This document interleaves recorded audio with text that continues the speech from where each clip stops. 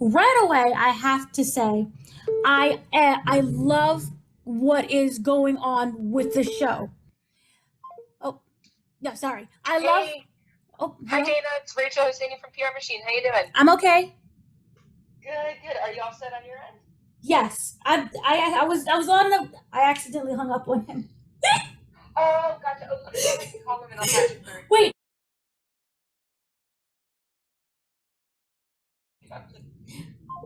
Hello. I'm so sorry about that. It was the PR on the other line, and I meant to swap that out, and I ended up hanging up. I'm sorry. Okay, no problem. I guess you could probably tell them I just called you, right? Yes, I did. I informed them. Okay, all right, thank you. Yes. Sorry about that. No, it is perfectly okay. Thank you so much again. This show is fascinating. And what I love about Colby is the mystery behind it. We do know that there is a mother. We don't fully know what his backstory is. So, with a character like that, through the process of breaking him down, his backstory. Yes, the great thing about Taylor is, he really gives all of his artists an opportunity to be creative and to create with him. And he kind of sometimes will just give you kind of just a boundary lines, right? And so he really wants you to be free, and he's very collaborative when it comes to certain things.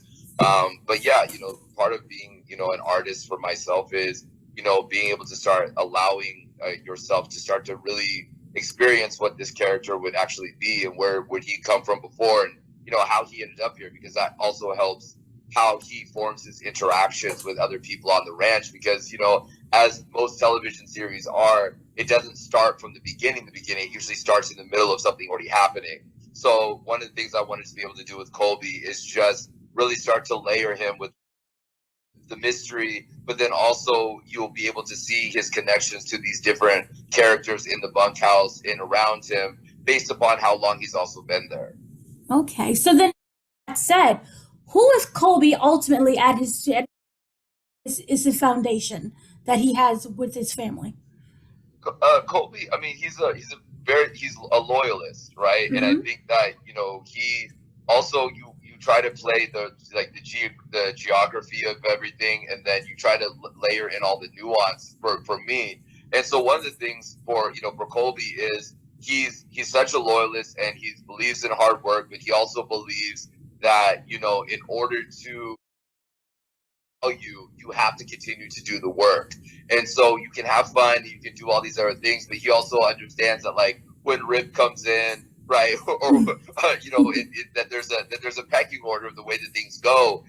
He was one of the first ones, in seasons 1 and season 2. He was one of the few that were not branded, right? Right. So this kind of showed that he wasn't, that he came in to the ranch and he was not a criminal. He didn't have a kind of dark and bad a background, right? So that in and of itself suggests that this was more of a free will opportunity, to be able to go and find, work on the best ranch in America. The Duntons are, you can say seedy would be a nice word for it. Yeah. A lot of complications there. And what we do know is that John is running for governor. We do know what ends up happening in season 5. With that said, and what the everyone's eyes is on the ranch. Can you Yes. tease how the governorship could on the ranch? Yes. I think each season has a theme. I think that the theme season has changed. Every character is going to be experiencing some massive changes, and I think that that's going to be very interesting. And of course, with John now being elected governor of Montana, that it puts a very, very large target on his back. And so, because of that, I think that this is a great opportunity for all of these different multinational, all of these other people that have wanted to try to find an opening. I think that they're going to get that. And so I think that this is a great way for us to kind of see how these people are going to exploit us.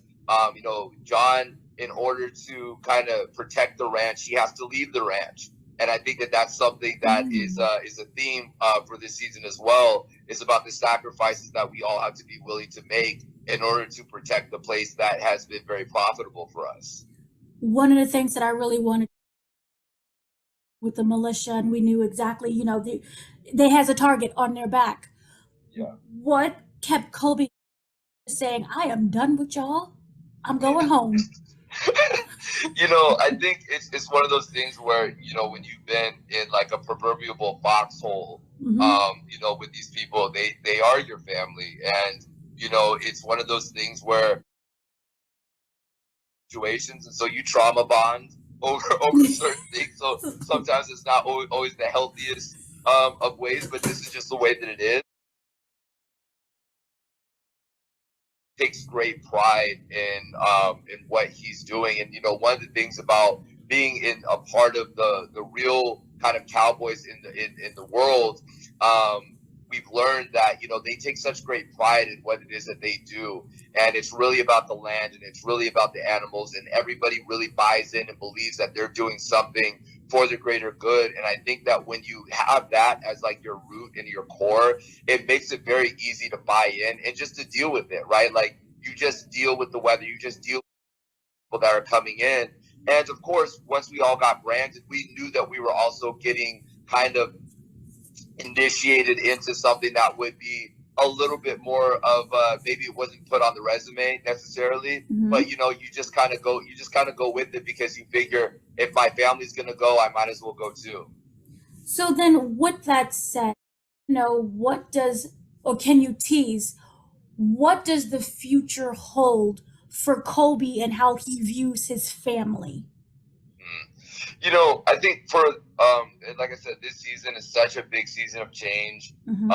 There's so much going on, and there's things that are going to be moving in and moving out, and we have some phenomenal new characters that are going to be coming onto the show. Some that were already on the show, but you haven't seen them in a while.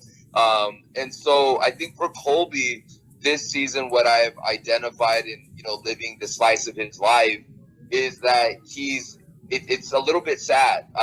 This season I think it's a little bit sad. Oh. I think he kind of gets hit with some very sudden news. And I think that's going to be, and everybody kind of has to deal with it. But I think that with John being a governor, and us trying to figure out how we keep the land, and of course, we get so caught up on the saving the ranch that we also have to remember that there's animals that are on the ranch, and that's our livelihood.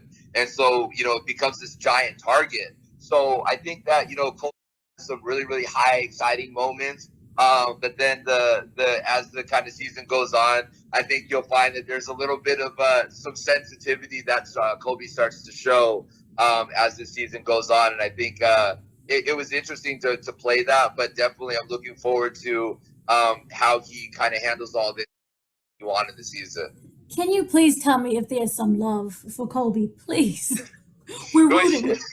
Everybody always wants to know about what's going on with Teeter, myself, who's played by Jen Landon. Teeter and I are still we're still going strong. I would say bet on us, bet on that relationship, even though Colby doesn't necessarily view it as a relationship, but more so something that he was forced into. But nonetheless, I think he's starting to embrace the idea a little bit more, whether or not he's completely buying into it or he's just worn down and he doesn't have any more fight left. Who knows? But it doesn't matter. The result still ultimately is the same, and he does care for Teeter. So there is some love, and I think that one of the things that the audience will really get to see this season, as well as a moment where they kind to really admit what that looks like for one another. And I think that's also a very beautiful thing. So, cause the way how you kind of described it was like he's beaten down into this relationship. But can you say that this is pure, genuine love, or is it because we're stuck in these circumstances? You're here, I'm here. Who else is there? I think that the mask that Colby wears, I think the mask is because we're in this situation, we're kind of stuck in this bunkhouse, and why not? But I do think that at his core, I think that he does have some deep feelings for her, especially because, like I said, we did trauma bond because of in season 3 almost being killed together, and that whole very traumatic situation. And he wanted to get revenge on not only for himself, but because, they almost killed her. Mm-hmm. And so that is something that I think he really takes very seriously, because, as I said, Colby's a loyalist. And so, he will play, and he'll joke around and all these other things. But, he's one of the first people that, if you call him to be on the front lines, he just kind of grabs his hat and, and puts on his chaps and he's ready to go. So I think that, with Colby and Teeter, I think that he really does have some feelings for her. And I think she kind of gets some good joy out of trying to pull that out of him, because he's not very expressive towards her. Mm-hmm. But I think this season you'll see a little bit more of that. Will we see more of an independent side of Colby in the fact that he's going to start doing things on his own without really discussing it with others? Well, I think, just something that's interesting is, because of John being away and the oversight being a little bit different, and Rib has, when John's away, Rib is kind of the John of the ranch, right? And, and Rib now has so many other different obligations. He has his relationship with Beth, and he also has his relationship with Carter, of what that looks like, of him almost being a de facto father figure in this boy's life, and all of these other kind of responsibilities that he has to have. And so he definitely will task us with some different things to do. Some things he asks us to do, I think we execute very well. And some of the things that he asks us to do, we fail miserably, and there's consequences for that. And so I think that you will see some of that. Some of us take some action, doing the best that we can with the orders that we were given.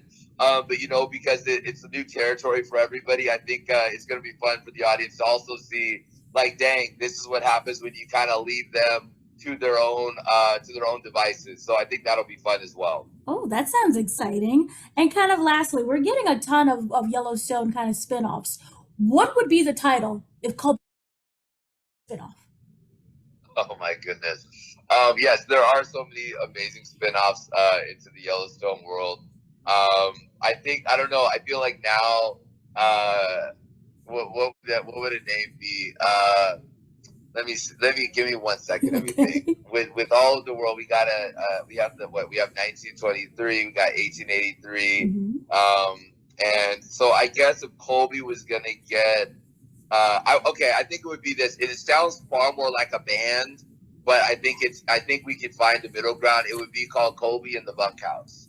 And I think we don't know, like a sitcom. Who knows? But I think Colby and the Bunkhouse would be. I think Colby and the Bunkhouse would be fun. And and if that doesn't hit, we'll definitely go on tour with that name. That's a great name, and it still also works for the show. Yeah, why not? If you want to put it together, you can hire me. I will. I will definitely, and I'm gonna DM Tyler about that, because that's hilarious. Yeah. Thank you. Speaking with me. I look forward to season 5, and the fact that Colby's still alive. Yes. Yeah. Yes. No. Absolutely. Thank you so much for taking the time. And hopefully, when we come back for the B block of 5B, we'll be able to have this conversation again and recap what happened earlier in the season. Oh, that would be exciting. Fingers crossed. All right. Have a good one. Thank you.